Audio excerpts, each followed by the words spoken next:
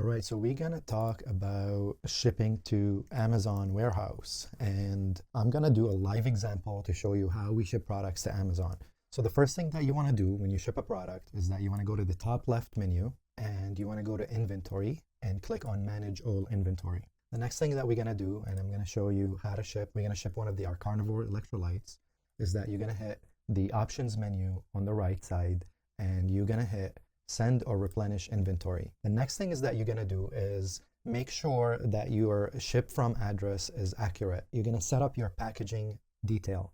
So there is different ways to do this, and you can set up different templates for your shipping product. So basically, every product that you have listed in Amazon has its own FNSKU barcode. And what that means, when you buy a product from a manufacturer and you want to list it on Amazon, you need something called UPC barcode.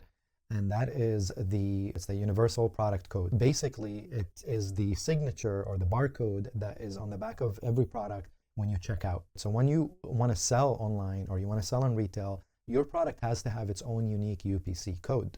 And when you create a listing on Amazon, Amazon is going to ask you for that code. So when you set up your listing, you put in your UPC code on there. Now, once the listing is created, Amazon gives you your own unique barcode. That's called the FNSKU barcode. So each listing has its own FNSKU barcode. You want to make sure that every unit of your product has that barcode on it. So when Amazon receives your shipment, they will scan that barcode and know that this product belongs to your listing. Now, this goes on every unit, right? Once we made sure that we have that, we want to create a shipment label for an entire box. So now we're putting multiple units of the product. We're putting multiple units of carnivore electrolytes, which in average, we put 45 units in one box. So now we're shipping this box that has 45 units, and each unit has the FNSKU barcode on it. And the way to get that shipping label is through this. So once we went to send replenish inventory, you come here and you want to enter the information of your shipping box. Two things to keep in mind when you're shipping a box to Amazon. The first thing is that each box has to weigh less than 50 pounds, and each box has to contain less than 150 units. That's just the regulations from Amazon. Once you have that, now you can come here and create the template for your box. Now, boxes are different. So, you come here, you give it a name. So every time you come back, if you're using the same boxes, or maybe you have different types of boxes, maybe you have big boxes, small boxes, medium boxes, maybe you want to have different templates, you can create multiple templates. So you want to create a name so that when you come back, you know which box is that. You put in the number of units, you put the dimensions of the box, okay? And usually it goes by length, width, depth, or height. And you put in the weight of the box, and you put who puts labels on the products. Ideally, you want to make sure that every unit inside the box has its own FNSKU barcode on it. If it doesn't, and you left it either blank or maybe you left your UPC codes on there, Amazon is going to ask you, do you want to put your FNSKU barcodes on it, or do you want us to do it for you? If you let Amazon do it, they're going to charge you 55 cents per unit. For a box of 45 units, I'm going to be paying 55 times 45, which is going to come about to $20 maybe. Why do I want to spend $20 on top of the shipping fee per box, before I start selling my product? That's going to add up really quickly. The cheapest way to do it, and this is like a little tip or a little secret that you could do, instead of printing your UPC barcodes on your product or having nothing, design the FNSKU barcode that Amazon gives you. So once you have your packaging designed with an FNSKU barcode, you go ahead and when you manufacture your product, your FNSKU barcode is already on there and it costs you nothing. Now, on the offset of you not having a packaging design, maybe you're putting them in plastic poly bags or something else. I don't know what, there's so many different situations. Your situation could be different. Now, you could ask your manufacturer to print out the barcodes, the FNSKU barcodes, and put them on your packaging. That is still cheaper than having Amazon to do it. So make sure that you do that before you ship to Amazon, before you place your product order with your manufacturer. Make sure that you have your design ready. Set up your listing. Your listing can be set up way ahead of time. You could set up your listing 3 months in advance. All you need is just an image, and it doesn't have to be the same exact image that you're going to use when you launch your product. This will save you a lot of money. So now we have our FNSKU barcode printed on the unit, so we don't have to have Amazon. So I select who labels units. We put it by seller. That's me. So I've created my template, and you want to save it or whatever. It's already in there. I'm just going to go ahead and close it. Now, Amazon's going to ask you how many boxes do you want to ship to the warehouse. Let's say hypothetically, I'm going to ship 10 boxes. So it automatically estimates 10 boxes are 450 units. And then you're going to hit ready to send, and it gives you this little check mark next to it. And that means that Amazon has approved your template. It has approved the number of units that you want to ship. It has approved this shipping template. Sometimes Amazon is going to tell you, no, you're shipping too many, or there's something wrong in there. You might have to go and check what is exactly happening. Maybe the dimensions of your box is too big, or maybe the quantity and the dimensions and the weight of the box don't add up. Now you put confirm and continue. Now a little tip, speaking of FNSKU barcodes, if you're doing retail arbitrage, you want to put your FNSKU label on top of your UPC label. So that's one thing that you have to do. If you're doing your own product, you're the brand owner, or if you're doing private labeling, your FNSKU barcode goes directly on the packaging.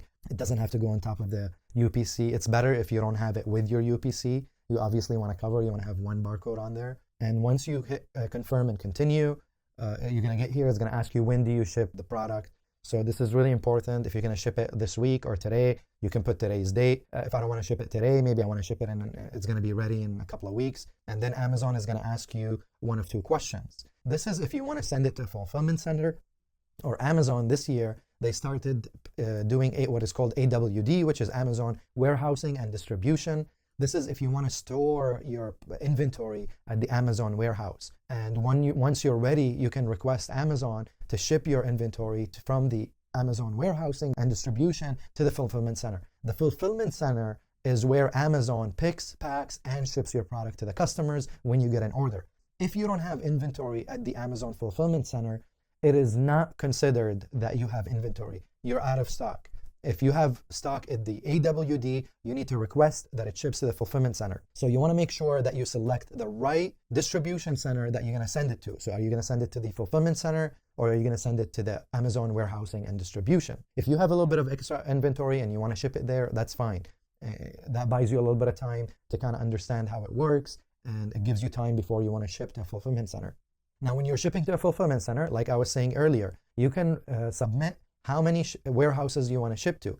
So this saying 2 shipments or 1 shipment. 2 shipments means that you're sending to 2 different fulfillment centers instead of 1. When you select 1, it's a bit more expensive because you're going to send it to 1 fulfillment center, and then Amazon is going to distribute it to another. So I do recommend shipping it to as many as you can. If you're shipping from overseas, it does make sense to ship it to 1 location and have Amazon redistribute it later, because it's just much easier to contain a shipment that's coming from overseas. Or you can speak to your freight forwarder. There are 2 different ways to ship your products from overseas. You can ship them by sea, which is cheaper, it costs less, but it takes a bit longer. Or you can ship them by air, which is very fast, but it costs a lot more money. When you're handling shipments from overseas, I do recommend paying a little bit of extra fee for a freight forwarder, a professional logistics company, to handle your shipments. So make sure you do your homework, do your research to see what's the best option for you. Some freight forwarders are going to tell you, like, we don't want to do that, it's too complicated, we're just going to ship it to 1 location, it's a lot easier. So we're going to do an example as if we're shipping our products from here, from the US. So what I'm going to do is I'm going to ship it to 2 different warehouses. So I'm going to select 2 shipments. Now you have 2 different options when it comes to shipments. The low truckload or full truckload means that you're shipping a pallet of product to the warehouse, and that requires a different shipping truck than a regular parcel delivery. A parcel delivery, you can just hand them boxes, independent boxes. You can take it yourself to the UPS office, hand it to them, and they will ship your product. A pallet is different because a truck is going to come and they're going to pick up a pallet of product and take it to the Amazon warehouse. It could be a truckload, it could be a full truckload, or it could be a small truck that comes and takes your pallet. So be careful when selecting that option depending on what you're shipping. For 10 boxes, it's not a full pallet, so we're going to choose small parcel delivery. Now Amazon is going to ask you, do you want to use their UPS preferred carrier, or do you want to use your own carrier? You have an option of using DHL, FedEx, FedEx Ground, UPS, USPS, and all these options. Now this is up to you. How do you want to ship it? We found it to cost almost the same. And like I said, we got 2 different locations that we get to ship to. This is Pennsylvania, and this one is going to go also to Pennsylvania, but it's a different warehouse. But that's just going to allow the distribution to go wider. In some cases, you can ship it to multiple states. Sometimes we get options for New Jersey, California, somewhere in the South. It all depends on what Amazon thinks is right to the quantity that you're shipping and to where you're located. So a lot of things play, and depending on where your inventory is distributed to. So if you already have inventory like we do, they might think it's better for us to ship it to Pennsylvania. That's the recommendation they've given us. And here comes the estimate. Total prep fee is $0.